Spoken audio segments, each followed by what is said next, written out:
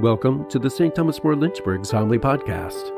We join Msgr Michael McCarron as he brings his insight and application to the readings for the fourth Sunday in Ordinary Time.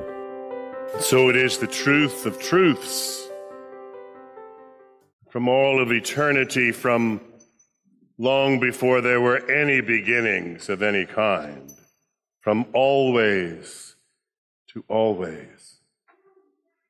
The Son has beheld the Father, has gazed upon him with an intensity and a love that has no limits, no boundaries, no passage of time or anticipation of time coming.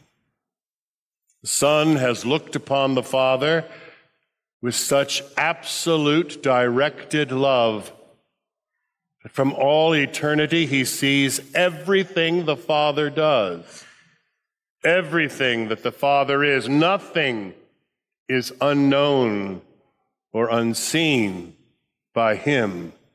For love looks for everything, beholds everything, loves and cares for everything. And the Father looks upon the Son and beholds him and gives to him everything he is from all of eternity, from forever and to forever, pouring out into the Son his very goodness, mercy, majesty, power. Everything the Father is, except for his fatherhood, he gives to his only begotten, who returns it as perfectly and as completely as it has been given. And it is so powerfully intense, with no distraction.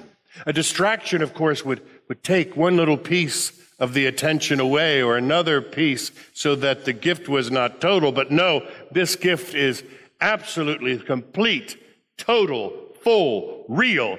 And because it is so full and complete and real, it is between them two not simply the Father's gift to the Son or the Son to the Father, but a co-inherency, an inherent mingling of a love that is without any distraction, with thus all knowledge and perpetuity forever.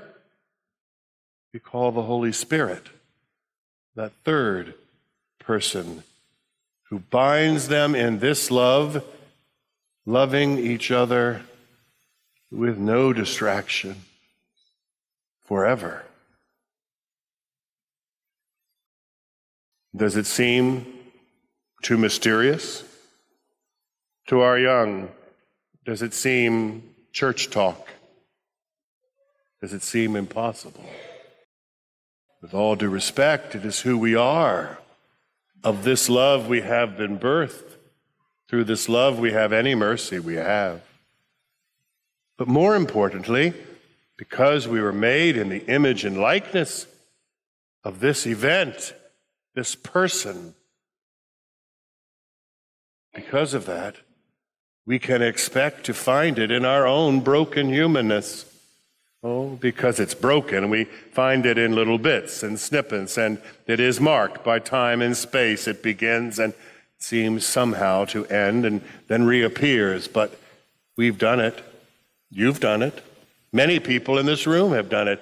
Anyone here who has fallen in love, I mean really in love, who has looked at a man or at a woman and seen in them extraordinary beauty and wonder, and for the moments they are falling, they feel free, almost as though their emotions are flying.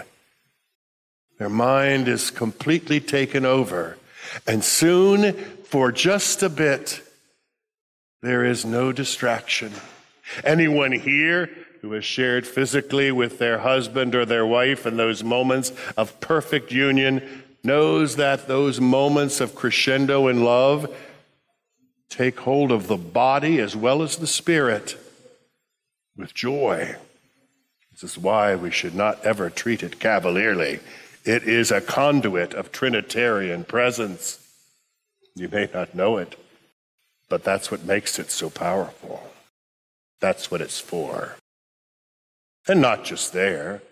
If you're an artist, if you are a person that is able to see the scenery in such a way that your eyes behold colors and details that no one else sees, it's love that's moving you to see it. We call it appreciation, but appreciation is just love moving out from ourselves to perhaps an inanimate object. So much so that we can recreate it along with our emotions in colors that blend those emotions with our sight in a painting, a sculpture, whatever. And those moments in class where you suddenly realize that you have friends that really have your back, when you're suddenly at peace, just doing your thing, going to the game, going out for pizza with them, it seems like an everyday thing. Somewhere at that dance, perhaps you realize life is a good thing. It's the same thing that's happening in the Trinity. It's the recognition without distraction of love's presence and its work, and it's real. And for just those moments, the distractions vanish. The little snippy things that tell you, but wait a minute, you've got exams next week. Wait a minute, they don't really love you. If they knew you, they wouldn't love you. Those little things that distract us from what we know and what we experience, who take our eyes off of what is true because of their loudness, make us hear what isn't. Oh, it's all around. When we help someone at work and really help them, when we hear the tone of our elderly relative's voice because we've called and they suddenly change from dour to excited and accepted and remembered from all eternity, gazing upon the Father, he says, I do everything I see the Father does. Nothing the Father does do I not do. And so now you understand what it means that he works with authority. You see, the scribes, the Pharisees, any good rabbi, they would not work with authority, that is, their own. They would work, rather, with the authority of those who have gone before. Remember the prophet said, remember Isaiah, Ezekiel taught us, the law commands us. Outside of themselves, they have to claim an authority to give weight to their words.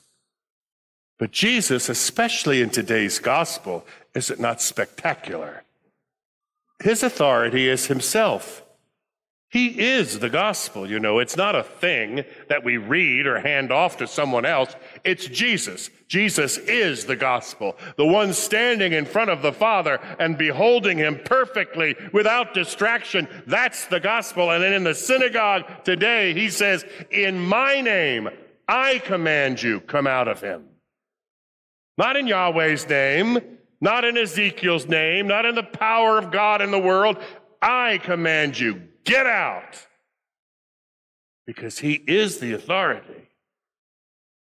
And he says, you are a distraction to the dignity of this man. Now we have to admit, do we not, that this tells us a story that implicates us all, because the distractions that's keeping this man from being healed. Did you notice that Jesus is in a synagogue and it says, now in their synagogue there was a man with an unclean spirit. Doesn't say he come in, doesn't say he barged in, doesn't say he was let through the roof. He's been there for a while. But something's kept them from helping him. Sometimes our distractions appear to us to be very good. The law keeps us from helping him. Propriety keeps us from helping him. Kindness to our neighbors, and to the folks who are here who don't understand, keeps us from helping him. And Jesus cuts through it all and says, all the distractions are not of God. They're snipping away from your looking at the gospel, me. And when you look at me, you know, no matter where you are or who he is or where he is, the law of the love of the Son for the Father and the Father for the Son, by the Spirit's power, says, heal him now. So, who will you cast out today? Well, this is an exorcism. Surely we understand we need one. We need to exorcise that distracting grudge that makes us look at somebody with a jaundiced view, that distracting experience of humanity by individuals or by colors. I often say to our police officers, I pray that you never have a jaded heart. So many of us have to deal with humanity in its less than enticing form. But we cast that out so that our view might be undistracted and see in every person, in the bully at school, in the one who dumped us, and our parents who don't understand us but love us so, and our children who love us so that we don't understand them either. To cast out those things that keep us distracted. And of course, to be undistracted means we have to sit with Jesus in the midst of his Trinitarian love, undistracted, every day. Oh, I know. We're busy people, and to be sure, some of the good distractions do take our attention, and they should. I mean, we do have to feed those kids. They will demand it, regardless, one way or the other. And we do have to love that spouse. It's important to do. But here's the deal. I have oftentimes hear people say to me, you know, I'd like to get a better prayer life, but I know I should have a holy hour or pray for a half an hour every morning. I get up earlier to do it, and I say, stop. You're not a monk. You're not a nun. You're a person with a family. You're a young person with exams ahead of you. You're a high schooler that's looking at his life open up or her life open up before you. So do this. Decide one particular amount of time that you will spend in prayer, undistracted prayer, what I call naked love. Naked prayer. Nothing else on. And just give that to the Lord. And so if you get to the point where you say, well, Lord, I can at least every single day for the rest of my life, I am going to give you 15 minutes of undistracted love. Well, okay, if all of the kids are in bed with the flu, if the husband's coming down with it and everything else is going kaplooey in the house, will you give 15 minutes? Well, okay, then don't give 15 minutes. It's every day, no matter what.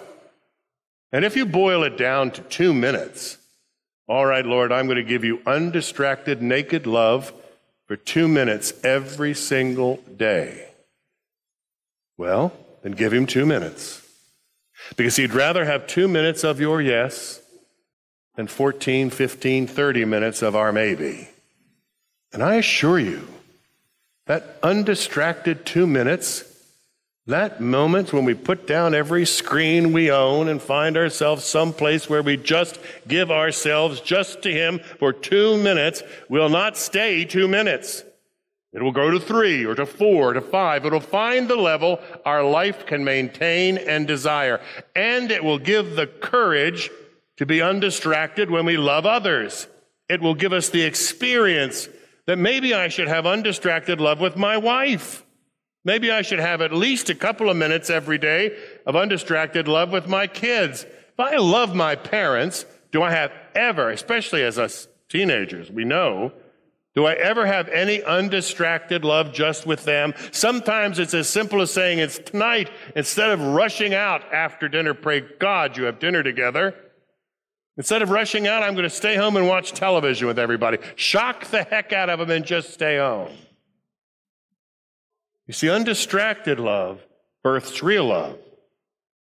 Jesus is the undistracted love the Father has sent into the world and through which he has created it. He has that undistracted love for you and me right now, right this second, so much so he will feed us with himself so that all of the distractions of every other hunger will suddenly lock into this bread and this cup, and we'll see just how undistracted he is. Before the day's over, perhaps you might look at all of those who are the subject of your love, and you might make sure you give them some undistracted love, somehow, before the day is over.